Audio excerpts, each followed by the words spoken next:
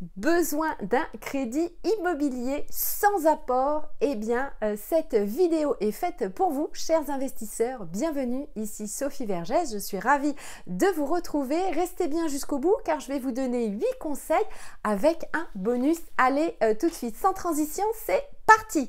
Alors, premier conseil, eh bien, c'est d'abord votre situation financière.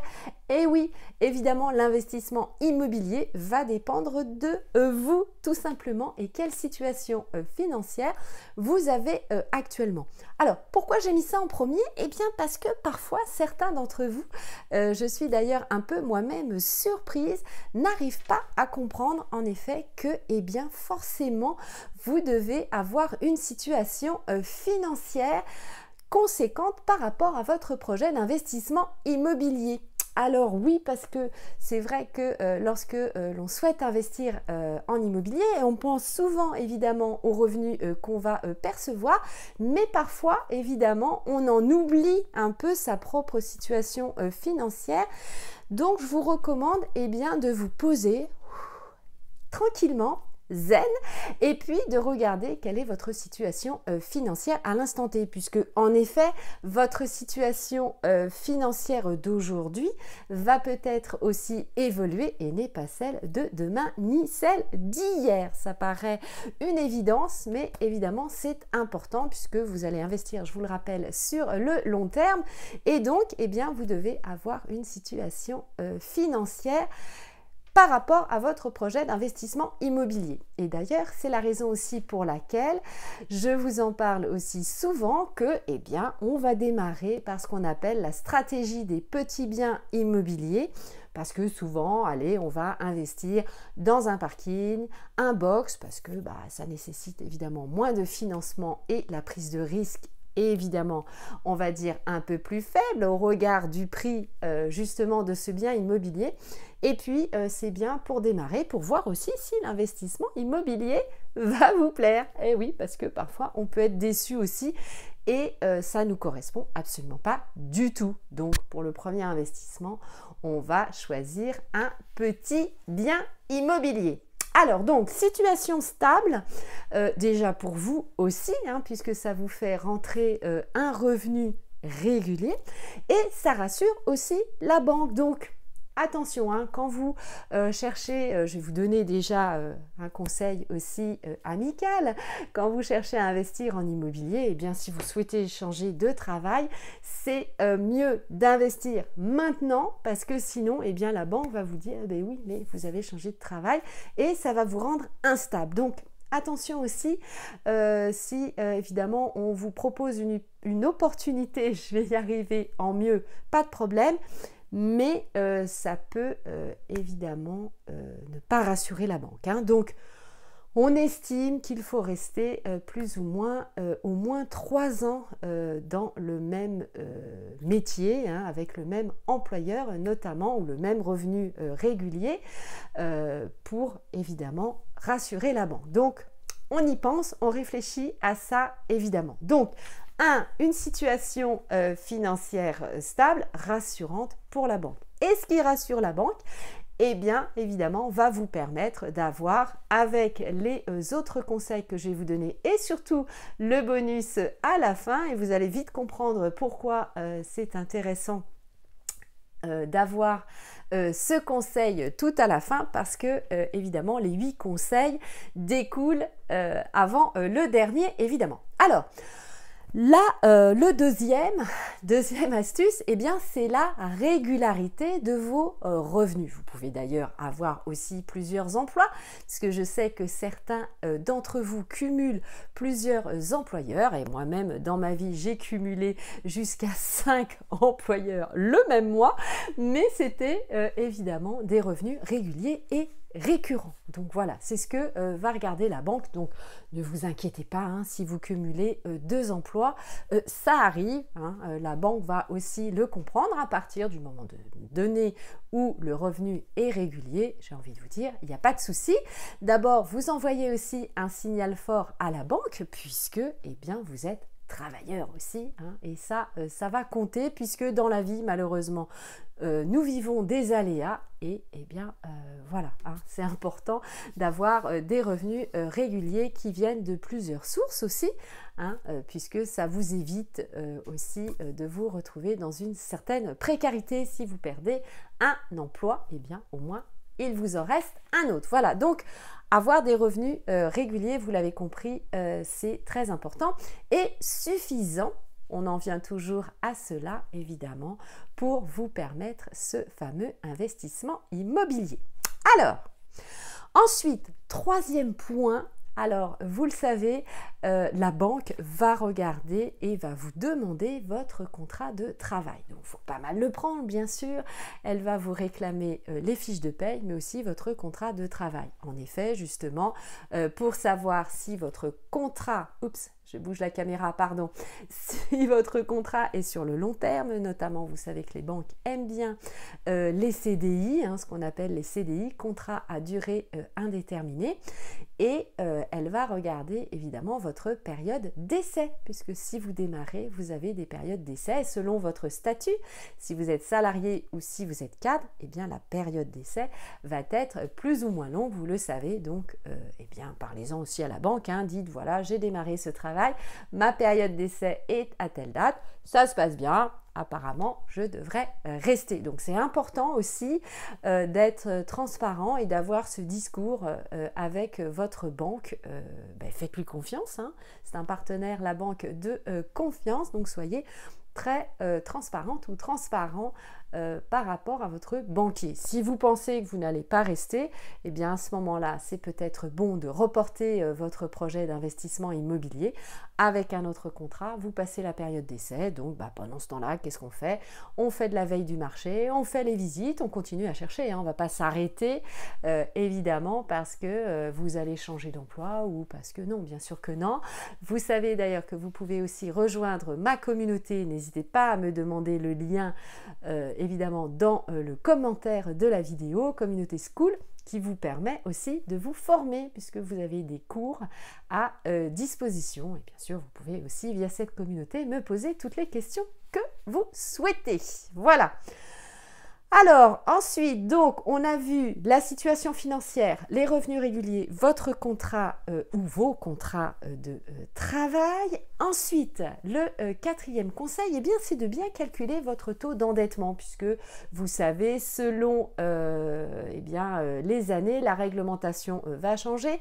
Aujourd'hui, nous sommes à 35% du taux d'endettement maximum. Nous étions à 33% il y a quelques années, mais ça peut fluctuer évidemment selon les recommandations des banques et du gouvernement. Donc, on va toujours évidemment essayer d'être en dessous. Attention, on ne se met pas au maximum hein, pour ne pas avoir évidemment le couteau sous la gorge et vous retrouver à devoir évidemment vendre votre bien immobilier. Ce serait vraiment très dommageable. Je ne sais jamais à quel endroit il faut regarder pour la caméra, c'est pas pratique, donc excusez-moi, ce n'est pas que je ne vous regarde pas dans les yeux, c'est que j'ai toujours à dévier. D'ailleurs, il faut que je regarde, je pense, plus par là.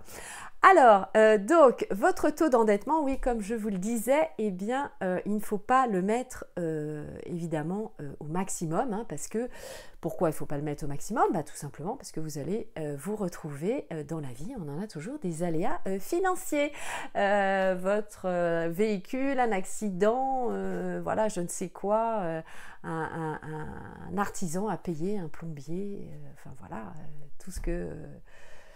toute la vie hein, qu'on vit, c'est ça, c'est fait d'aléas. Et évidemment, si vous êtes déjà au maximum, eh bien, vous ne pourrez pas payer à la fois votre crédit et les aléas. Donc, gardez-vous, bien sûr, toujours une fourchette. Donc, on essaye. Alors, grosso modo, on s'aperçoit aussi que à partir du moment donné où vous êtes à 28% de votre taux d'endettement, 28%, vous êtes bien et vous pouvez justement absorber le choc quand il y a évidemment un problème financier hein, que vous devez rajouter, je ne sais pas, 300 ou 400 euros pour un frais quelconque. Eh bien, c'est tout à fait possible. À partir de 28%, alors ça c'est des études hein, qui ont été réalisées, je ne l'invente pas, mais justement à partir partir d'un certain pourcentage, eh bien, on n'arrive plus du tout à payer. Donc, évidemment, attention à vous. Calculez 25% et puis comme ça, après, vous êtes tranquille. Vous vous laissez toujours un petit delta. Donc, voilà, on était au quatrième conseil. Cinquième conseil, eh bien, c'est d'avoir un historique bancaire impeccable. Alors ça, je vous en parle souvent parce que vous savez que je vous réalise également des lives depuis plusieurs années maintenant. Et on en discute ensemble, en effet, d'avoir un profil bancaire impeccable. Et quand je dis profil bancaire impeccable, eh bien, c'est surtout le fait, et ça, j'aimerais que vous soyez très sensible à ça, à éviter bien sûr les crédits à la consommation, ou si vous en avez un, je vous recommande évidemment de le solder avant de devoir prendre un crédit immobilier, ou d'en parler aussi à votre banque et de vous dire bah voilà, à échéance de X mois, évidemment, ça sera fini. Donc ça, c'est très important. Et surtout, bien sûr, on ne fait pas de paris en ligne. Attention aux jeux, on va dire, oui, de paris en ligne, hein, ça s'appelle des jeux de paris en ligne, le loto aussi, hein, je ne vais pas dire le nom, mais voilà, vous l'avez compris, hein, tout ce qui est jeu d'argent, faites très attention puisque les banques vont regarder. Vous savez d'ailleurs que les banques, lorsqu'elles vous refusent un crédit, n'ont pas l'obligation de dire pour quelle raison elles vous refusent un crédit. Et très souvent, eh bien, c'est à cause de cela. Donc, faites très attention ou ayez un compte à part, un compte courant à part qui vous permet justement de payer ce type d'achat. Et puis, mettez-vous une limite, évidemment, par rapport à votre argent, puisque vous savez que ces jeux rendent dépendants et peuvent vous mettre dans des situations financières assez dramatiques, hein. Donc faites attention à vous, évidemment. Donc le but, c'est que vous puissiez avoir votre crédit facilement. Donc pas de découvert, bien sûr, hein. Ça veut dire que sur les 8 derniers mois, vous avez solutionné votre problématique bancaire, en tout cas si vous en avez une. Donc attention, on n'est jamais en dessous.